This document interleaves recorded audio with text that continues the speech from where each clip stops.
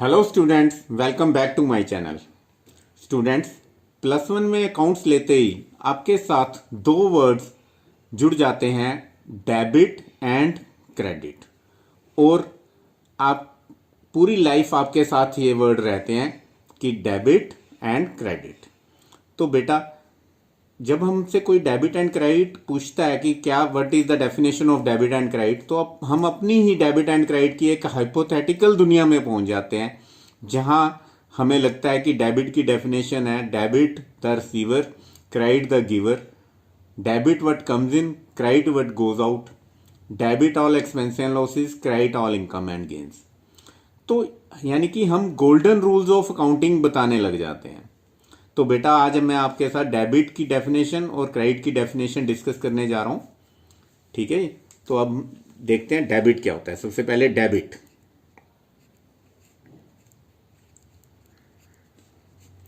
बेटा डेबिट होता है विच बिजनेस ओन्ड,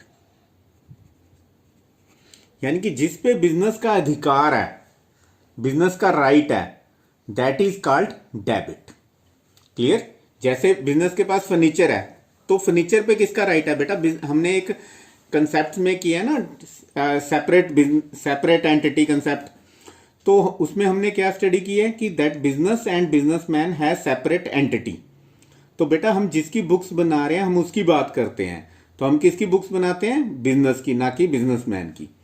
तो हम बिजनेस के पॉइंट ऑफ व्यू से बात करेंगे। तो अगर बिजनेस में फर्नीचर है तो किसका राइट है इस पे? बिजनेस का राइट है कि बिजनेसमैन का?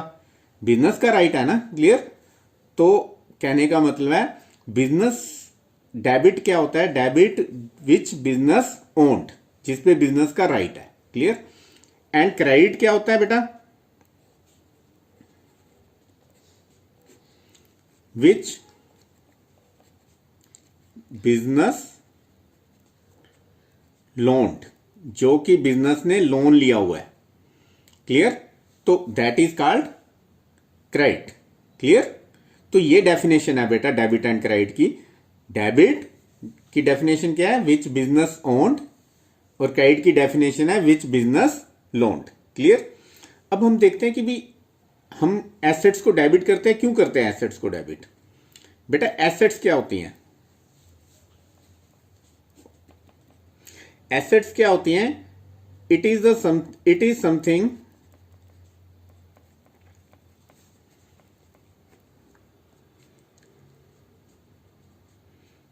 which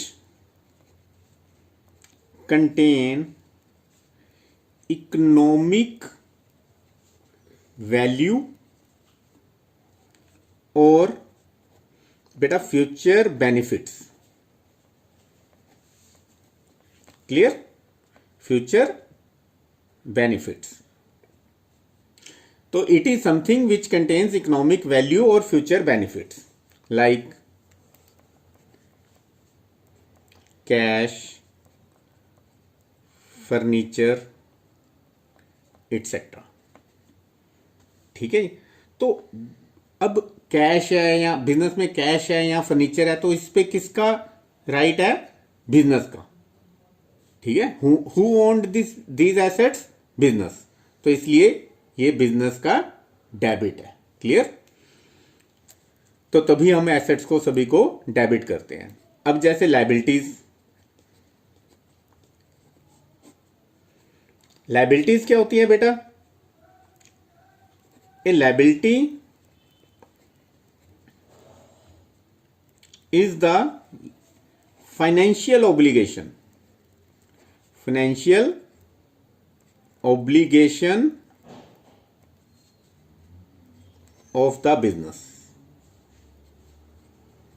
जो बिजनेस की फाइनेंशियल ऑब्लिगेशन है, यानी कि बिजनेस ने उसको रीपे करना है। जैसे बिजनेस ने बैंक से लोन लिया हुआ है। क्लियर? तो किसकी अब ये फाइनेंशियल ऑब्लिगेशन है बैंक लोन रीपे करने की? बिजनेस की, ना कि बिजनेसमैन की। तो इट मींस बिजनेस ने एक तरीके से बैंक से क्रेडिट लिया हुआ है। क्लियर? तो ये क्रेडिट है। ठीक है जी? लायबिलिटी क्या है? क्रेडिट। अब जैसे बेटा एक्सपेंस है, एक्सपेंसेस क्या होता है? एक्सपेंसेस क्या होता है? It is the cost incurred in producing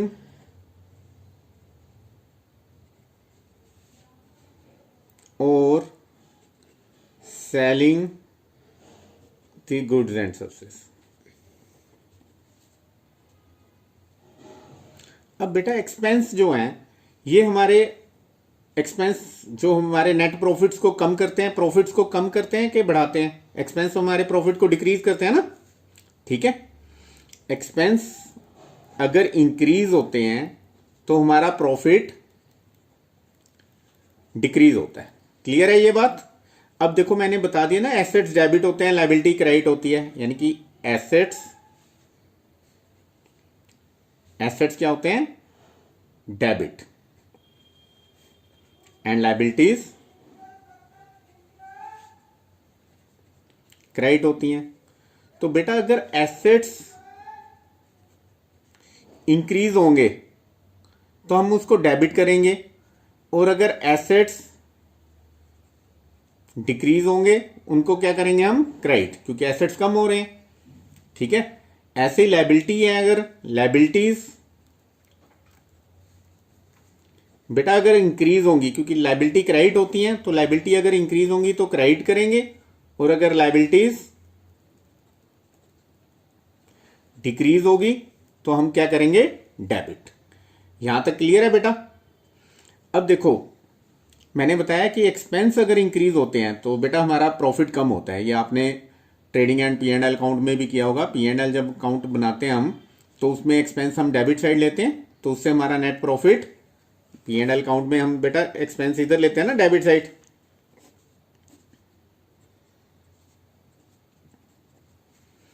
for example salaries ली हमने, 2 सैलरीज इधर लेते हैं ना, सपोज 5000 है, कुछ भी अमाउंट है, तो उससे हमारे नेट प्रॉफिट जो हैं वो डिक्रीज हो जाते हैं।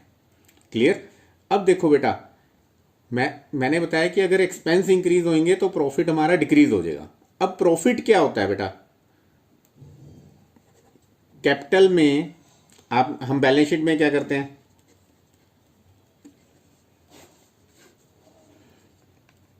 बैलेंस शीट में हम लायबिलिटीज साइड में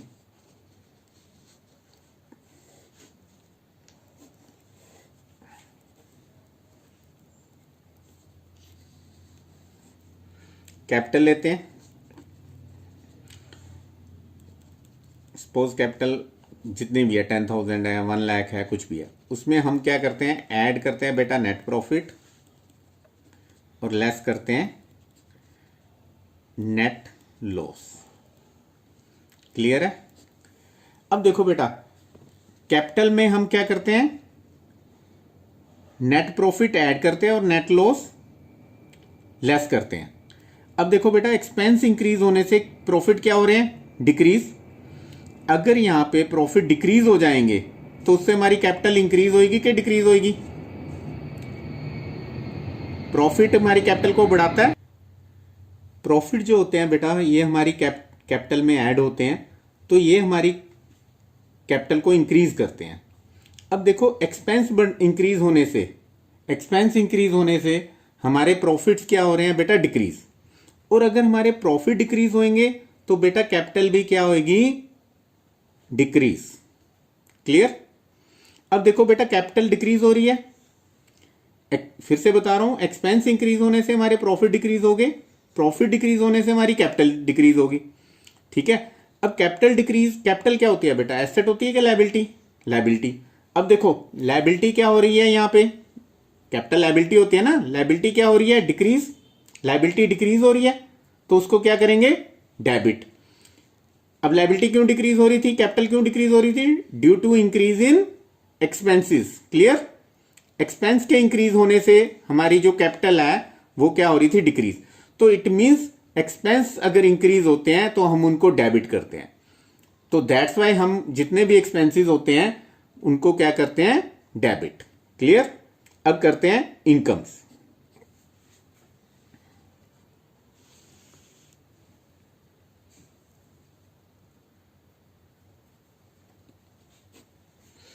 इनकम क्या होती है बेटा? Money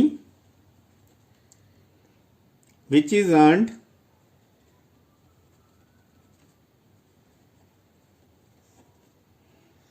from work, investment,